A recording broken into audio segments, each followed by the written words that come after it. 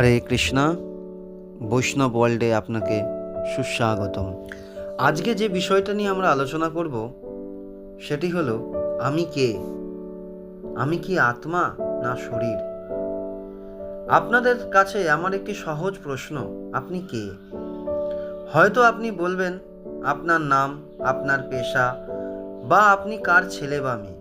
কিন্তু ভেবে দেখুন তো, এই শরীরটা কি আসলে আপনি?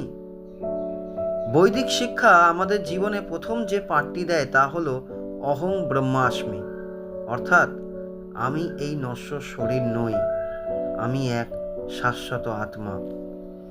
শিল প্রভুপাদ খুব সহজ একটি উদাহরণ দিয়ে আমাদেরকে বুঝিয়েছেন। ধরুন আপনার একটি গাড়ি আছে, আপনি গাড়িটি চালান, তার যত্ন নেন, কিন্তু আপনি কি নিজে সেই গাড়িটি? অবশ্যই নয়। ঠিক তেমনি এই দেহটি হচ্ছে একটা যন্ত্র, আপনি হচ্ছেন সেই ড্রাইভার বা আত্মা যে এই দেহের ভেতরে বসে আছে।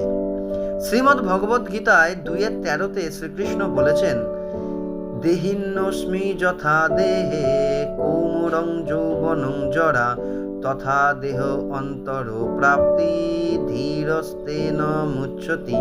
অর্থাৎ আমাদের শরীর শৈশব থেকে যৌবন, যৌবন থেকে বার্ধক্যে পরিবর্তিত হয়, কিন্তু ভেতরে আমি বা আত্মা একই থাকে।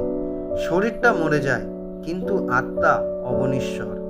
আত্মা পুরনো পোশাক ছেড়ে নতুন পোশাক পরার মতো এক শরীর থেকে অন্য শরীরে যায়। আমরা সারাদিন শরীরের সাজগোজ, খাওয়া দাওয়া আর আরাম নিয়েই ব্যস্ত, কিন্তু আত্মার খোরাক কি?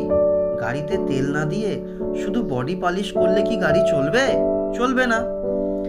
আত্মার আসল খাদ্য হলো ভগবানের নাম এবং ভক্তি।